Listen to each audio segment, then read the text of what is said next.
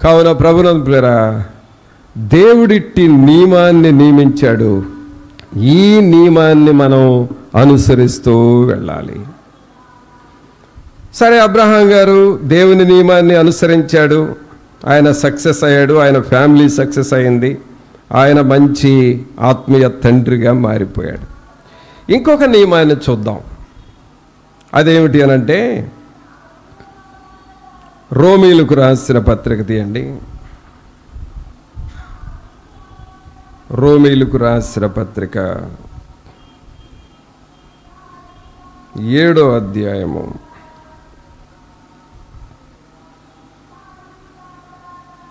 రోమీలకు రాసిన పత్రిక 7వ అధ్యాయము 19వ వచనం నుండి చదువుదాం. నేను చేయగోరు మేలు చేయక చేయగోరని కీడు చేయుచున్నాను. నేను కోరని దానిని చేసిన ఎడల దానిని చేయునది నాయందు నివసించు పాపమే గాని ఇకను నేను కాదు. కాబట్టి మేలు చేయగోరు నాకు కీడు చేయుట కలుగుచున్నందున ఒక నియమము నాకు కనబడుచున్నది. పిల్లరా, ఇక్కడ పౌలు గారు ఒక రహస్యాన్ని కనుగొన్నాడు. సొలొమోను గారేమో దేవుడు ఒక నియమాన్ని పెట్టాడు, ఆ నియమం ప్రకారం మీరు వెళ్ళండి అని చెప్పాడు. మంచి సలహా, అది పాటిస్తే మనకెంతో మేలు. తర్వాత అబ్రహాం గారికి దేవుడు ఒక నియమాన్ని పెట్టాడు. దేవుడు పెట్టిన నియమం ప్రకారం అబ్రహాం గారు నడుచుకున్నాడు, తన పిల్లలు నడుచుకున్నారు, ఆయన లైఫ్ సక్సెస్ అయింది. మరి పౌలు గారి జీవితానికి వచ్చేటప్పటికే, పౌలు గారు మనకు తెలిసిన భాషలో చెప్పాలంటే మంచి భక్తుడు అని తెలుసు. మంచి దైవజనుడు, మంచి భక్తుడు, మంచి సేవ చేశాడని తెలుసు. కానీ ఆయన జీవితంలో ఒక రహస్యాన్ని ఆయన కనుగొన్నాడు. రీసెర్చ్ అంటారు చూడండి, రీసెర్చ్ చేసి ఒక సూత్రాన్ని బయటికి తీసినట్లుగా ఆయన జీవితంలో ఒక సూత్రాన్ని బయటికి తీశాడు. అది ఏమిటి అనంటే, 19వ వచనం మరలా మనం జాగ్రత్తగా కాన్సన్ట్రేషన్ చేసి చదివితే అర్థమవుతుంది. నేను చేయగోరు మేలు చేయక చేయగోరని కీడు చేయుచున్నాను. అంటే తాను బాధపడుతున్నాడు ఒక విషయంలో. మనం కూడా బాధపడతామండి. మనం బాధపడే పరిస్థితులు ఏంటంటే, కోప్పడకూడదు అనుకుంటానే ఉంటాము, కోప్పడేస్తాం, తర్వాత బాధ వేస్తుంది. అయ్యో అలా చేయకూడదు అనుకున్నానే, చేసేసేనని బాధపడతాం. ఎవరినైనా అనవసరంగా తిట్టకూడదు, ఏం మాట్లాడకూడదు అనుకుంటానే ఉంటాం, అనుకోకుండా తిట్టేసేస్తాం, మాట్లాడేసేస్తాం, తర్వాత బాధపడతాం. ఎవరికన్నా మేలు చేయాలి అని అనుకుంటానే ఉంటాము, కానీ అనుకోకుండా వాళ్ళకి కీడు చేసేస్తాం. అంటే అనుకుంటుంది ఒకటి, చేస్తుంది ఒకటి. పౌలు గారు కూడా మేలు చేయాలని నేను అనుకుంటున్నాను, కానీ కీడు చేస్తున్నాను, ఏదో నాలో పని చేస్తుంది అని అనుకున్నాడు. ఏదో నాలో పని చేస్తుంది. దేవుల్లో ఎదగాలి అనుకుంటున్నాను, కానీ క్రిందకు పడిపోతున్నా. ప్రార్థన చేయాలనుకుంటున్నాను, కానీ అంతగా చేయలేకపోతున్నాను, జారిపోతున్నా. నాలో ఏదో పని చేస్తుంది. ఆ పని చేసేది తెలిస్తే పర్వాలేదు. ఏదైనా ఒక జంతువు, కుక్కో పిల్లి లాంటిదో సడన్గా మనకు వచ్చి ఇక్కడ కనబడితే దాన్ని తోలేసేస్తాం. మన మీద ఏం పని చేస్తుందో మనకు తెలియకుండానే పని చేస్తుంది. అదేంటి అని అంటే, దానికి ఇక్కడ ఏమంటున్నాడో చూడండి, 20వ వచనం. నేను కోరని దానిని చేసిన ఎడల దానిని చేయునది నాయందు నివసించు పాపమే గాని ఇకను నేను కాదు. కాబట్టి మేలు చేయగోరు నాకు కీడు చేయుట కలుగుచున్నదను ఒక నియమము నాకు కనబడుచున్నది.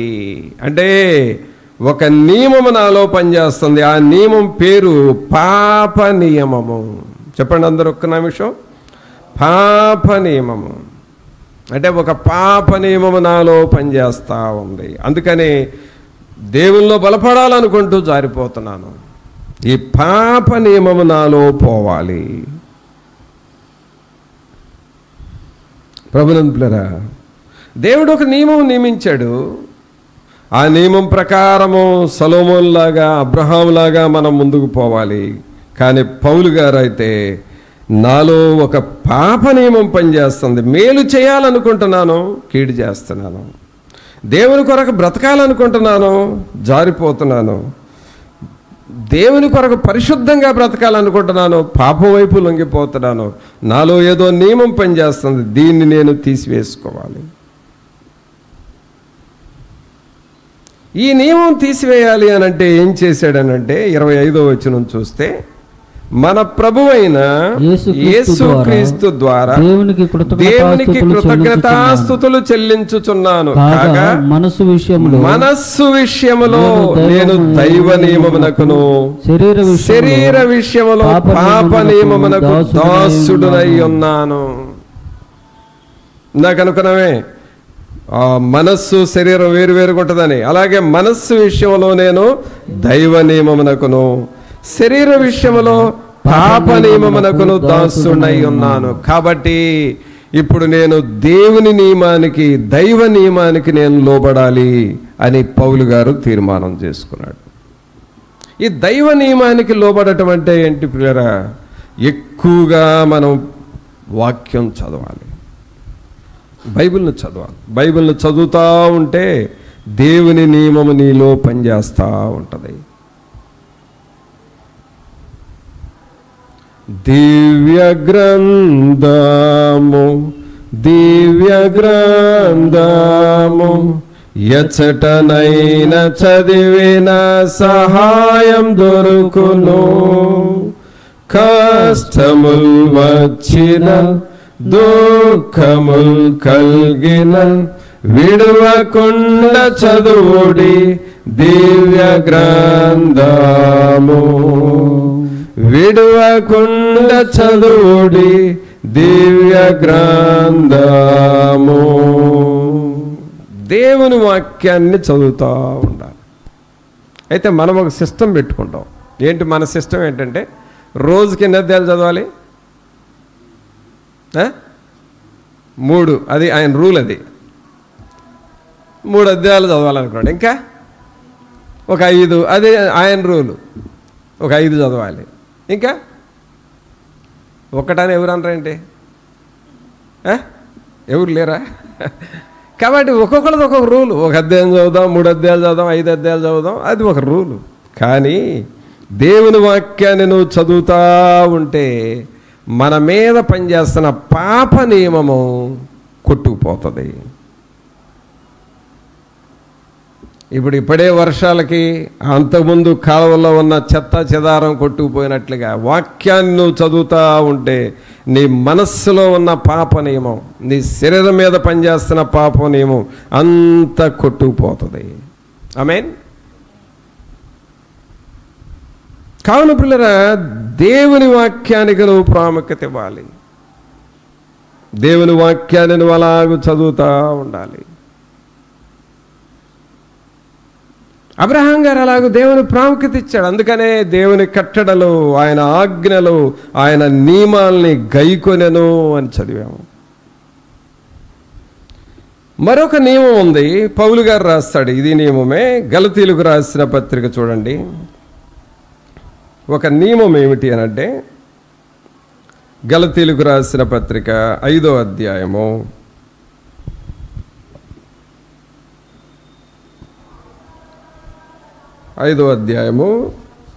22వ వచనం నుండి చదువుదాం. 22. అయితే ఆత్మఫలమేమనగా ప్రేమ, సంతోషము, సమాధానము, దీర్ఘశాంతము, దయాళత్వము, మంచితనము, విశ్వాసము, సాత్వికము, ఆశానిగ్రహము. ఇట్టి వాటికి విరోధమైన నియమమేదియూ లేదు. చూసారా? ఇట్టి వాటికి విరోధమైన నియమము ఏదియూ లేదు. అంటే మన నియమం ఏమై ఉండాలంటే ఆ 22వ వచనంలాగా మనం ఉండాలి. అది మన నియమం. వీటికి విరోధమైన నియమం ఏది లేదు. ఇక మన నియమం ఏంటంటే 22వ వచనం, ఆత్మఫలమేమనగా ప్రేమ. సంతోషము, సమాధానము, దీర్ఘశాంతము, దయాళత్వము, మంచితనము, విశ్వాసము, సాత్వికము, ఆశానిగ్రహము. ఇది మన నియమం. వీటిని పెంచుకుంటూ, వీటిని నేర్చుకుంటూ, వీటిని అనుభవిస్తూ వెళ్ళండి. ఇట్టి వాటికి విరోధమైన నియమము ఏదియూ లేదు. కావున ప్రభునందులారా, అబ్రహాం గారు ఈ నియమాల ప్రకారం వెళ్ళాడు. మన జీవితంలో కూడా ఈ నియమాలను పాటిస్తూ మనం వెళ్ళాలి. తర్వాత మరొక నియమము 6వ అధ్యాయం 2వ వచనంలో చెబుతాడు. అదేమిటంటే, ఒకని భారములను ఒకడు భరించి ఇలాగు క్రీస్తు నియమమును పూర్తిగా నెరవేర్చుడి. మరొక నియమం చెప్పాడండి ఇక్కడ. అదేంటి అనంటే 2వ వచనంలో, ఒకని భారములు ఒకడు భరించి ఇలాగు క్రీస్తు నియమమును పూర్తిగా నెరవేర్చుడి. అంటే దేవుడు ఒక నియమాన్ని పెట్టాడు. అదేమిటంటే, ఒకని భారములు ఒకరు భరించాలి. ప్రియరా, సంఘం అంటే అసలు అర్థం ఏంటంటే, ఒకరి భారాలు ఒకరు మనం భరిస్తూ వెళ్ళాలి. వాళ్ళతో నాకెందుకు, వాళ్ళ కుటుంబంలో ఏం జరిగితే నాకెందుకు, వాళ్ళతో నాకేం పని, నాది నేను చూసుకుంటా అనే తత్వము నీలో ఉంది అనంటే నీవు దేవుని నియమము క్రింద లేవు అని అర్థము. దేవుని నియమం ఏమని చెబుతున్నాడు? ఒకని భారములనొకడు భరించండి. ఎవరైనా బలహీనులుగా ఉంటే వారి కొరకు నువ్వు ప్రార్థన చేయాలి, వారిని ఆదరించాలి. ఎవరైనా ఆత్మలో వెనకబడిపోతే వారిని హెచ్చరించాలి, వారిని పురుకొల్పాలి, అభివృద్ధి చేయాలి వారిని. ఎవరికైనా కుటుంబంలో నష్టం జరిగితే నువ్వు ఓదార్చాలి వారిని. వారి కుటుంబానికి నువ్వు చేయగలిగినంత మేలు, సహాయము, ప్రార్థన అందించాలి. ఎవరైనా ఇబ్బందిలో ఉంటే వారిని మనం చేయగలిగినంత వరకు పరామర్శించాలి. ఒకని భారములు ఒకడు భరించండి. ఒకని భారములు ఒకరు భరించండి. ఇది ఒక ఆత్మీయ సూత్రం పిల్లరా. ఒకరితో మనకెందుకు అని అనుకుంటున్నావంటే నీవు దేవుని నియమము క్రిందకు రాలేదు. దేవుని నియమము మరి యేసుక్రీస్తు ప్రభువారు మన కొరకు ఎలాగూ ప్రాణం పెట్టి, ఎలాగూ మనందరి కొరకు సిలువలో తన ప్రాణాన్ని త్యాగం చేశాడో మనందరి కొరకు మనమును ఇతరుల కొరకు ఇతర భారములు భరించేవారముగా ఉండాలి. మనకు ఒక వచనం ఉంది, పట్టుతో ప్రార్థన చేతుము, ఆరాధింతుము, సేవను చేతుము, జయముందేదం. పట్టుతో ప్రార్థన చేతుము, సారాధింతుము, సేవను చేతుము, జయముందేదం. అది దేవుని నియమం. దేవుని నియమం అంటే ఏంటి? ఒకని భారములు ఒకడు భరించండి. ఏంటి ఇప్పుడు మనం పాడుకున్న వచనంలో? పట్టుతో ప్రార్థన చేయాలి, తర్వాత దేవుణ్ణి ఆరాధన చేయాలి, తర్వాత సేవ చేయాలి. ఏం చేయాలండి? సేవ. సేవ అంటే కేవలం దేవుని వాక్యం చెప్పటమే సేవ కాదండి. సేవలో దేవుని వాక్యం చెప్పటం అదొకటి, అంతే, ఒక భాగమే. మొత్తం సేవ కాదు వాక్యం చెప్పటం. సేవ అంటే దేవుని పనులు ఎన్నో చేయాలి. తోటి సహోదరులకు మనం సహాయపడాలి, తోడ్పడాలి, వారికి మనం అందించగలిగినంత సహాయము, సేవను అందిస్తూ ఉండాలి. అది సేవ. మదర్ తెరీసా ప్రసంగాలు ఎక్కువగా చేయని పిల్లలకు, అనాథులకు సేవ చేసింది. అది సేవ. ఇది దేవుని నియమం. ఈ దేవుని నియమం ప్రకారం మనం వెళితే పరలోకంలో దేవుడు మనకెంతో మేలు చేస్తాడు. కావున ప్రభునందు ప్రియరా, ఇంకొక వాక్యం చెప్పి నేను ముగిస్తాను. మరొక నియమం ఏమిటనంటే పౌలు గారే రాస్తాడు తిమోతికి రాసిన పత్రికలో రెండవ తిమోతి 2వ అధ్యాయము 2వ అధ్యాయము 5వ వచనం చదువుదాం. 2:5. మరియు జట్టి అయిన వాడు పోరాడునప్పుడు నియమ ప్రకారము పోరాడకుంటే వానికి కిరీటము దొరకదు. ప్రభువులారా, ఇప్పటి వరకు కొన్ని నియమాలు చూసాం మనం. సొలొమోను గారు ప్రసంగి గ్రంథములో దేవుడు నియమించిన ఆయన యందు భయభక్తులు కలిగి ఉండుట ఆ నియమాన్ని మీరు పాటించండి అని చెప్పాడు. అది ఒక నియమము. అలాగే అబ్రహాం గారి దగ్గరకు వచ్చేసరికి ఆయన ఆజ్ఞలు, ఆయన కట్టడలు, ఆయన నియమమును గైకొనెను అని అబ్రహామును గురించి చూసాం. ఆయన గైకొన్నాడు కాబట్టి ఆయన ఆశీర్వదించబడ్డాడు. అలాగే పౌలు గారి దగ్గరికి రోమాపత్రికలోకి వెళ్ళి మనం చూస్తే అక్కడ ఆయనలో ఒక నియమం పనిచేస్తూ ఉంది. అది పాప నియమము. మేలు చేయాలనుకుంటూ కీడు చేస్తున్నాడు. పరిశుద్ధంగా బ్రతకాలనుకుంటే పాపిగా బ్రతుకుతున్నాడు. ఒక పాప నియమం నాలో పనిచేస్తుందని ఎక్కువగా దేవుని స్తుతించి ఆరాధన చేసి ఆ పాప నియమమును పోగొట్టాడు. అలాగే దేవుని నియమానికి లోబడాలి అని చెప్పాడు. అలాగే గలతీయులకు రాసిన పత్రికలో మనం చూసాము, ప్రేమ, సంతోషం, సమాధానం, దీర్ఘశాంతం, దయాళత్వం, మంచితనము, సాత్వికము, హాస్య నిగ్రహం అనే ఫలాలు మీరు ఫలించండి. ఇట్టి వాటికి విరోధమైన నియమం ఏదియో లేదు అని చెప్పాడు. వీటిని అనుభవించండి అన్నాడు. మరొక నియమము 6:2 ఏం చెప్తా ఉన్నాడు, ఇతరుల భారములు భరించటం, వారికి సహాయం చేయటము నేర్చుకోండి. ఇదే క్రీస్తు మీకు ఇచ్చిన నియమం అన్నాడు. ఈ నియమాలన్నీ ఉన్నాయి. అలాగే తెల్లవారుజాము లేచి ప్రార్థన చేయటం, అది పర్సనల్ నియమం. బైబిల్ చదవటం, ఫ్యామిలీ ప్రేయర్ చేసుకోవడం, ఇది ఒక నియమంగా పెట్టుకోవాలి. ఇప్పుడు ఇక్కడ ఏమంటున్నాడంటే, ఎవడైనా ఈ నియమాలు పాటించకపోతే మీకు కిరీటం దొరకదు. జట్టి అయిన వాడు పోరాడునప్పుడు నియమం ప్రకారం పోరాడకుంటే వానికి కిరీటము దొరకదు. ఈ నియమాలతో నాకెందుకులేండి, ఇవన్నీ ఎక్కడ పాటించేది లేండి అని నువ్వు రాజీ పడ్డావంటే నీకే మేలు దొరకదు. ఒక నియమం ప్రకారం మనం వెళ్ళాలి.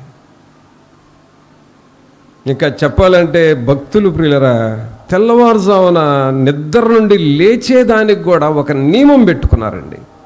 తెల్లవారుజామున 4 గంటలకు లేవాలంటే లేచేవాళ్ళకి అంతే. హెన్రీ మార్టిన్ అనే దైవజనుడు 4 గంటలకు ఖచ్చితంగా లేచేవాడంట. 4 గంటలకు మోకాళ్ళ మీద ఉండేవాడు 7 గంటల వరకు. 4 నుండి 7 వరకు మోకాళ్ళ మీద ఉండి హెన్రీ మార్టిన్ ప్రార్థన చేసేవాడు. జాన్ వెస్లీ అనే దైవజనుడైతే తెల్లవారుజామున అంటే మిడ్ నైట్ అనాలి, 2 గంటలకి పబ్లిక్ మీటింగ్ పెట్టేవాడంట. పబ్లిక్ మీటింగ్ తెల్లవారు అర్ధరాత్రి 2 గంటలకి ఆయన అనౌన్స్ చేసేవాడంట. ఆ 2 గంటలకి ఆడిటోరియం అంతా నిండిపోయి ఉండేదంట. ఆ టైంకి వెళ్ళి అక్కడ ప్రసంగం చేసేవాడు. వాళ్ళు ఒక నియమం పెట్టుకొని పనిచేశారు. దేవుడు వారిని ఆశీర్వదించాడు. ప్రభువులారా, మన జీవితాల్లో నియమము లేకుండా మనం బ్రతకూడదు. ప్రతిదానికి ఒక టైం. ఇప్పుడు ఎన్నో నియమాలు చూసి అబ్రహాము నియమాలు పాటించాడు, సొలొమోను గారు నియమాలు పాటించాడు, పౌలు గారు నియమాలు పాటించాడు, తిమోతిని పాటించమని చెబుతున్నాడు. ఈ నియమాలన్నిటినీ మనం కూడా ఫాలో అయితే మన ఆత్మలు వర్ధిల్లుతూ ఉంటాయి. అందుకని ఇక్కడ ఏమంటున్నాడు, జట్టి అయిన వాడు పోరాడునప్పుడు నియమం ప్రకారం పోరాడకుంటే వానికి కిరీటము దొరకదు. నియమం ప్రకారం పోరాడాలి. మనం కూడా మన ప్రార్థనకు ఒక టైం ఉండాలి, వాక్యం చదవడానికి ఒక టైం ఉండాలి, ఫ్యామిలీ ప్రేయర్కి ఒక టైం ఉండాలి, అలాగే దేవునితో పర్సనల్గా గడపడానికి ఒక టైం ఉండాలి. ఒక నియమం ప్రకారం మనం వెళ్తూ ఉంటే ఖచ్చితంగా దేవుని ఆశీర్వాదాలు మనకు వస్తాయి. మొదటగా చదివిన వాక్యం లాస్ట్లో చూసి మనం ముగించుకుందాం. ప్రసంగి గ్రంథము 3వ అధ్యాయము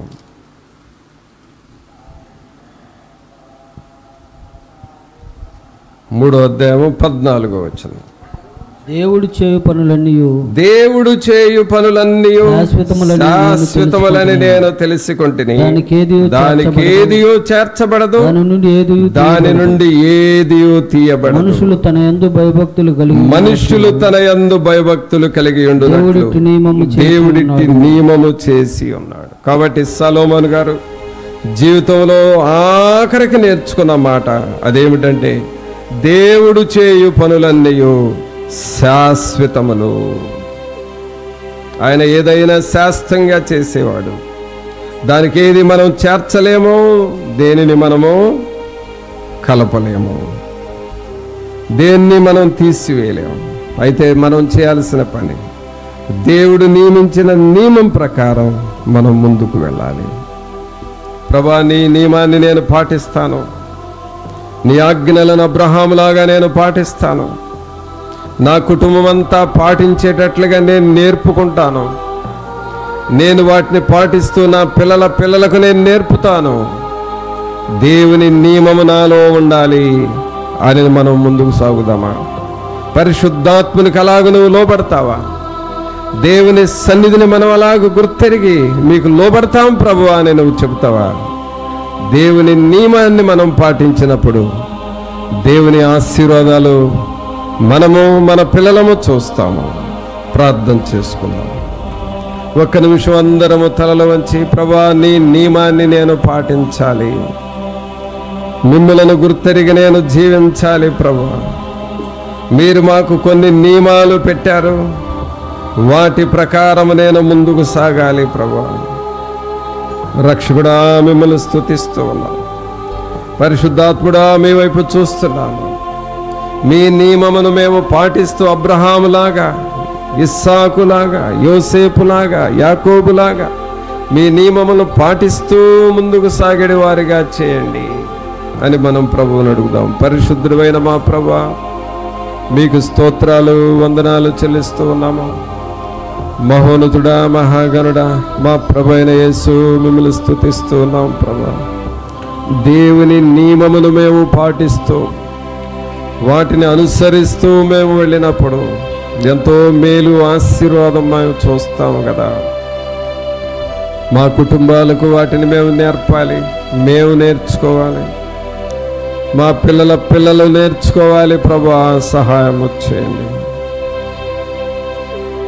దేవుడు నియమించిన నియమమును అనుసరిస్తూ వెళ్ళుటకు సహాయం చేయండి. మీరు నియమించిన వాటికి మేము కలపటము కానీ తీసివేయటం కానీ ఏది చేయకూడదు.